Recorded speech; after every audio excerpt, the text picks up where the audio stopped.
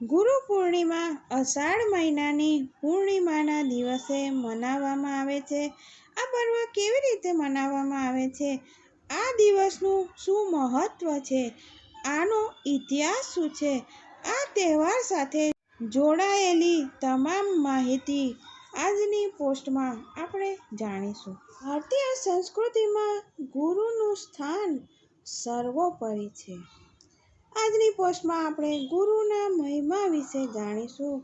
ગુરુ શબ્દ સંસ્કૃત ભાષામાંથી આવ્યો છે, જેનો અર્થ છે અંધકારથી પ્રકાશની તરફ લઈ જવા વાળા. ગુરુ જ એ વ્યક્તિ છે જે આપણને સૌને અજ્ઞાનના અંધારાથી જ્ઞાનના પ્રકાશની તરફ લઈ જાય છે.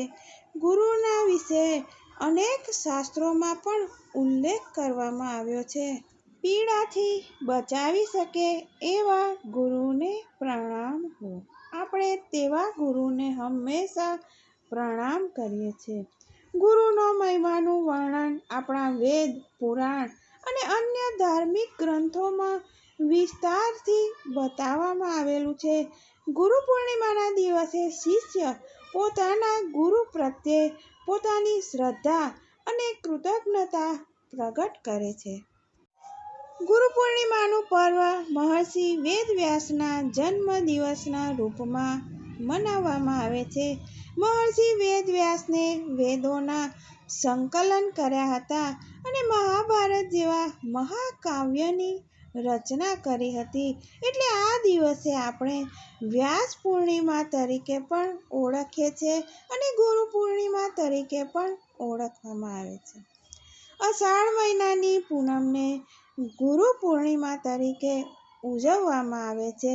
વેદવ્યાસજીને પ્રથમ ગુરુના રૂપમાં માન્યતા આપવામાં આવેલી છે, જેમણે જ્ઞાનને સુવ્યવસ્થિત કરીને વિશ્વને ઉપહાર સ્વરૂપ પ્રદાન કર્યું હતું.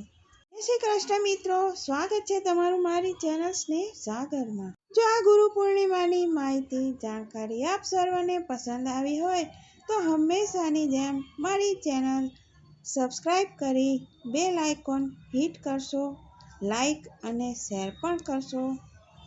ગુરુ પૂર્ણિમાના દિવસે સૌથી પ્રસિદ્ધ ઋષિઓમાંના એક ઋષિ પરાશરના પુત્ર વ્યાસના જન્મનું પ્રતીક છે અને બતાવવામાં આવે છે કે એક દિવસ માન્યતા છે કે તેઓ એક દિવ્ય બાળક હતા, જેમને ત્રણેય કાળ, ભૂતકાળ, વર્તમાનકાળ અને ભવિષ્યકાળના વિશે તેઓ જાણતા હતા.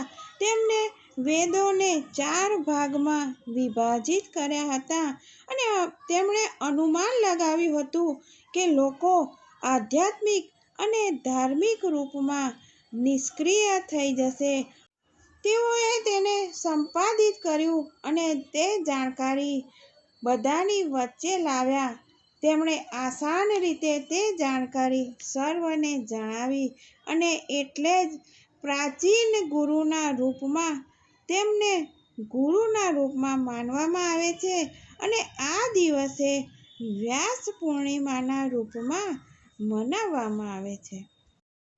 ગુરુ પૂર્ણિમાના દિવસે આપણા જીવનમાં જે ગુરુ અથવા તો આપણા શિક્ષકો હોય તેને આપણે અચૂક યાદ કરીએ છીએ અને આ દિવસે લોકો ગુરુની પૂજા કરે છે. આજના જમાનામાં તો સૌ કોઈ પોતાના શિક્ષકોની પણ પૂજા કરે છે. ગુરુ પૂર્ણિમાનું આટલું બધું મહત્વ શા માટે છે? ગુરુ જે વ્યક્તિ કે જે આપણને સાચો માર્ગ બતાવે. ગુરુ એ જ છે જે આપણને સદાય જ્ઞાન આપે અને નિરંતર દુનિયાથી આપણને અવગત કરાવે.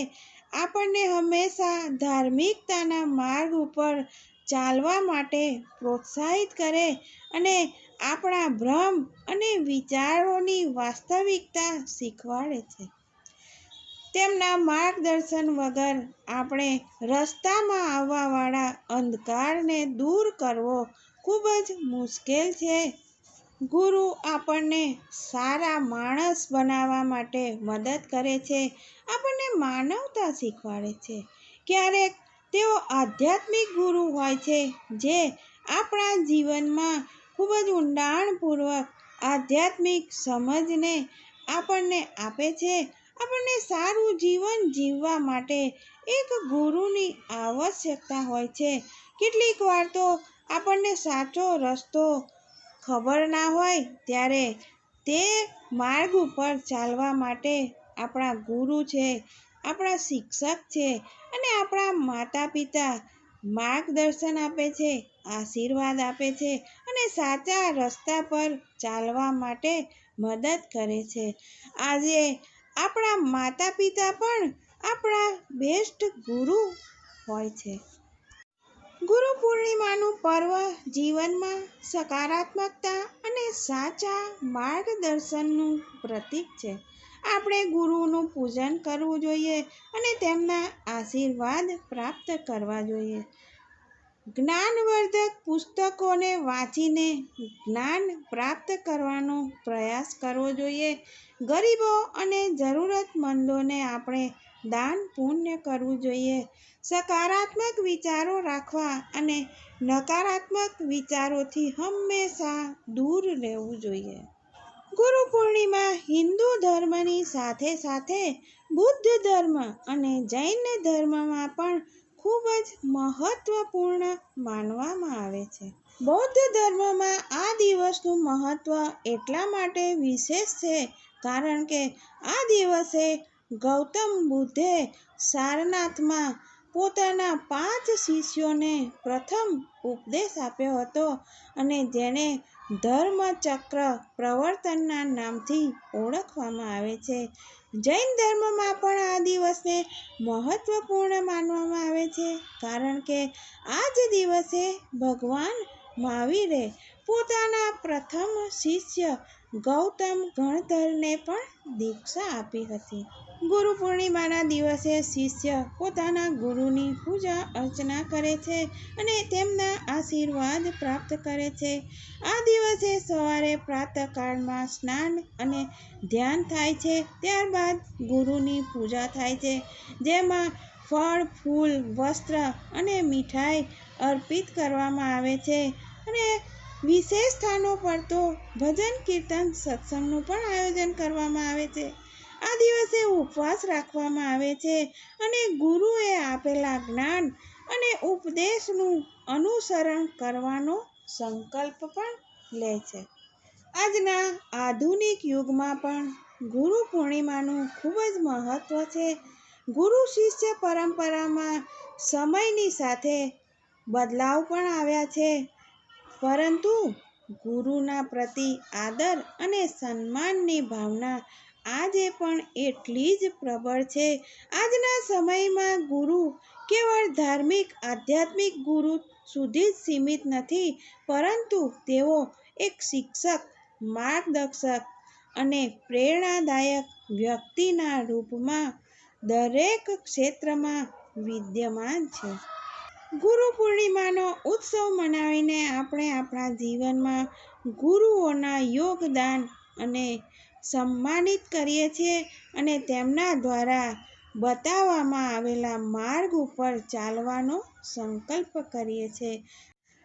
આ પર્વ આપણને એ શીખવાડે છે કે સાચું માર્ગદર્શન અને જ્ઞાન આપણા જીવનને હંમેશા સાર્થક બનાવે છે.